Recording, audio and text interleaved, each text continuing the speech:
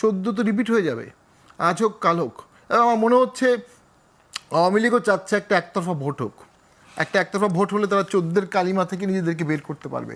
স্বরাষ্ট্রমন্ত্রী উনি একটু বিবৃতি দিয়েছেন যে সহ্য করা হবে না, তো উনি তো সহ্য করেই যাচ্ছেন, মেনে নেওয়া হবে না, উনি তো মেনেই নিচ্ছেন। মেনে না নিয়ে উনি কী করছেন? যারা ভিডিও করলো তাদের বিরুদ্ধে শাস্তিমূলক ব্যবস্থা নিতে পারতেন, তাদেরকে আপনি 54 ধারায় অ্যারেস্ট করতে পারতেন, আইন হাতে তুলে নেওয়ার জন্য কিছু শাস্তিমূলক ব্যবস্থা নিতে পারতেন। ওনার বিরুদ্ধে মামলা আছে, মামলা তো সবার বিরুদ্ধেই আছে। তো সবাইকে কি অ্যারেস্ট করা খুব প্রয়োজন? নারায়ণগঞ্জের আইভি, তাকে অ্যারেস্ট করা কি খুব প্রয়োজন ছিল? সে তো জানা মতে বিরোধী দলকে কখনো অন্যায় করেনি বা কোনো হত্যা করেনি বা কাউকে ক্রস ফায়ার দেয়নি, মানে পারসেপশন যেটা বলে সামনে আমরা দেখতে পাচ্ছি।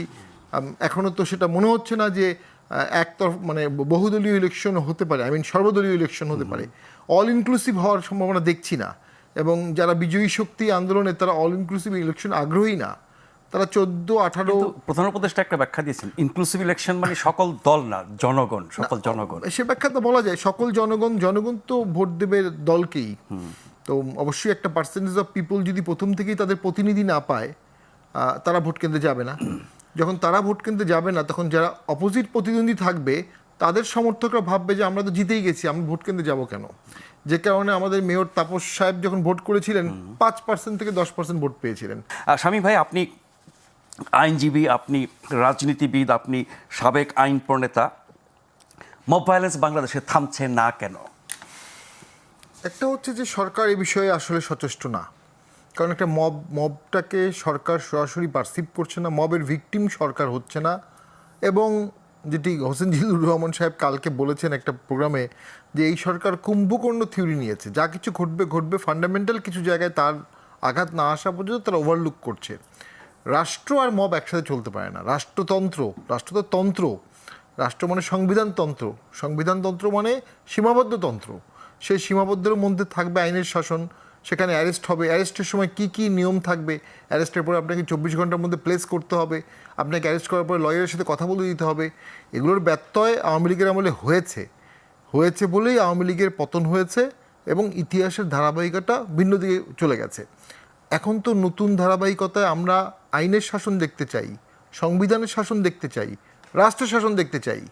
তাহলে সরকার যদি থাকে, সরকার থাকতে হবে, আর যদি সরকার যদি না থাকে তাহলে সরকার থাকবে না। কিন্তু সরকার থাকবে আবার মব থাকবে, এটা তো হতে পারে না।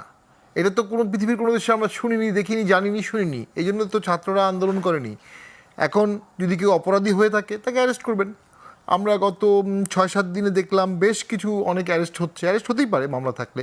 তার মধ্যে একজন শামসুল আলম সাহেব, মোহন সাহেব, পিওর একাডেমিশিয়ান, সারা জীবন পড়ালেখা করেছে, পরিকল্পনা কমিশনের সচিব ছিলেন, পরিকল্পনা কমিশনের সদস্য ছিলেন, এবং পরে টেকনোক্র্যাট মন্ত্রী হয়েছিলেন অল্প সময়ের জন্য, ভোট টোটো করেননি চাঁদপুরে। তো আওয়ামী লীগ খুব যে করতেন তাও না, আওয়ামী লীগের কোনো পদ শেষের দিকে নিয়েছিলেন, আগে ছিল না। তো ওনাকেও অ্যারেস্ট করা হলো, ওনার বিরুদ্ধে মামলা আছে, মামলা তো সবার বিরুদ্ধেই আছে। তো সবাইকে কি অ্যারেস্ট করা খুব প্রয়োজন? নারায়ণগঞ্জের আইভি, তাকে অ্যারেস্ট করা কি খুব প্রয়োজন ছিল? সে তো জানা মতে বিরোধী দলকে কখনো অন্যায় করেনি বা কোনো হত্যা করেনি বা কাউকে ক্রস ফায়ার দেয়নি, মানে পারসেপশন যেটা বলে।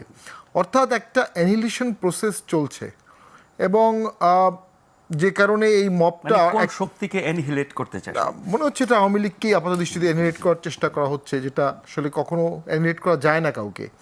আরেকটা হচ্ছে এই সরকারের তো নিজস্ব কোনো রাজনৈতিক দল নাই, এবং এনসিপি অনেক জায়গাতেই খুব একটা জনপ্রিয় হতে পারেনি, ব্যাপক জনসমাগম করতে পারেনি, এবং পুলিশ অনেকটা রিলাক্টেন্ট সব বিষয়ে, প্রশাসনও রিলাক্টেন্ট, কারণ একটা অন্তর্বর্তী সরকারের অন্তর্বর্তী দায় কেউ নিতে যাচ্ছে না। তাহলে সরকার একটা ভয়ের কালচার তৈরি করছে, সেটা হচ্ছে মব। এই মবের ভয়ে অনেকেই চুপ থাকছে, অনেকে পালিয়ে থাকছে, অনেকে কথা বলছে না। এতে সরকারের লাভ কি হচ্ছে? এতে সরকারের লাভ হচ্ছে যে সরকার একটা সেমি অথরিটেরিয়ান রিজিমের মধ্যে চলে যাচ্ছে। সরকারের লাভ হচ্ছে না, দীর্ঘমেয়াদে সরকারের প্রচুর দায় আসছে, এগুলো সবই সরকারি দায়ের মধ্যে আসবে। যখন ইতিহাস লেখা হবে, বাংলাদেশের ঘটনাপঞ্জিকা লেখা হবে, তখন তো এই মবগুলোকে এভাবেই লেখা হবে। তো আমি মনে করি ডেফিনেটলি স্বরাষ্ট্রমন্ত্রী উনি একটু বিবৃতি দিয়েছেন যে সহ্য করা হবে না, তো উনি তো সহ্য করেই যাচ্ছেন, মেনে নেওয়া হবে না, উনি তো মেনেই নিচ্ছেন। মেনে না নিয়ে উনি কী করছেন? যারা ভিডিও করলো তাদের বিরুদ্ধে শাস্তিমূলক ব্যবস্থা নিতে পারতেন, তাদেরকে আপনি 54 ধারায় অ্যারেস্ট করতে পারতেন, আইন হাতে তুলে নেওয়ার জন্য কিছু শাস্তিমূলক ব্যবস্থা নিতে পারতেন। আমার কাছে মনে হচ্ছে বাংলাদেশ চলছে না, বাংলাদেশ আন্দোলন হচ্ছে, আজকে সরকারি চাকরি বিধিমালার জন্য আন্দোলন হচ্ছে, প্রবাসীর আন্দোলন করছে, এনবিআর আন্দোলন হচ্ছে, আবার মব হচ্ছে, ঘটনা একসাথে 8টা-10টা ঘটছে, যেগুলো রাষ্ট্রের স্বাভাবিক ধারাবাহিকতায় চলছে না। এই রাষ্ট্রকে স্বাভাবিক ধারাবাহিকতায় নেয়ার জন্য কি করা উচিত ছিল 10 মাসে সরকার সেটা করেনি। এবং নির্বাচন সবাই করছি আমরা, নির্বাচনের দিকেও সরকার যাচ্ছে না, সরকার জাস্ট দেশটা চালাচ্ছে। আর কিছু আন্দোলনকারী, কিছু বিপ্লবী, তারা তাদের ব্যক্তিগত আদর্শটা এখন চাপিয়ে দেওয়ার চেষ্টা করবে। এবং খুব দ্রুত বাংলাদেশে আমি মনে করি 71 ভার্সেস আদার্স একটা পোলারাইজেশন হয়ে যাবে, প্রগতিশীল ভার্সেস আদার্স একটা পোলারাইজেশন হয়ে যাবে, ইসলামিস্ট বা ultra Islamist versus others liberal, এটা একটা পোলারাইজেশন হয়ে যাবে।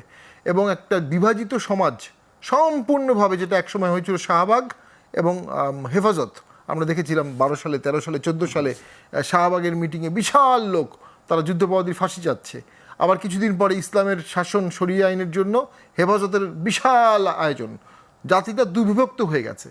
এই বিভক্ত জাতিকে এক করার উদ্যোগ কেউ নিল না, এবং এই বিভক্তি কিন্তু দীর্ঘমেয়াদী চলবে।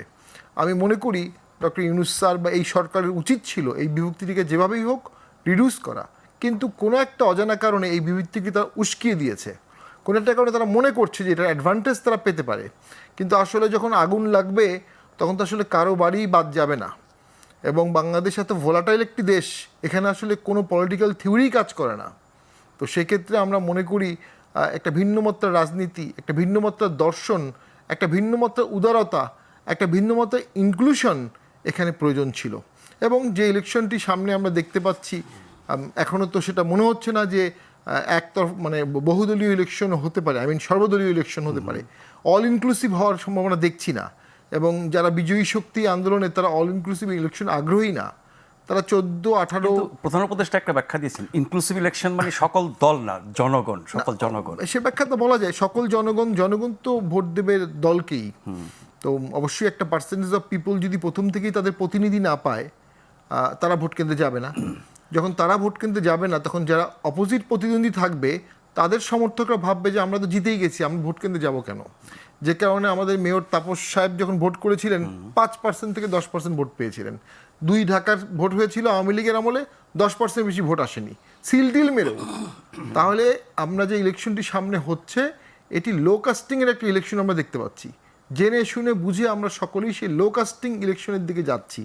তাতে কি সমস্যার সমাধান হবে? 14 তো রিপিট হয়ে যাবে, আজ হোক কাল হোক। এবং আমার মনে হচ্ছে আওয়ামী লীগও চাচ্ছে একটা একতরফা ভোট হোক। একটা একতরফা ভোট হলে তারা 14 কালিমা থেকে নিজেদেরকে বের করতে পারবে।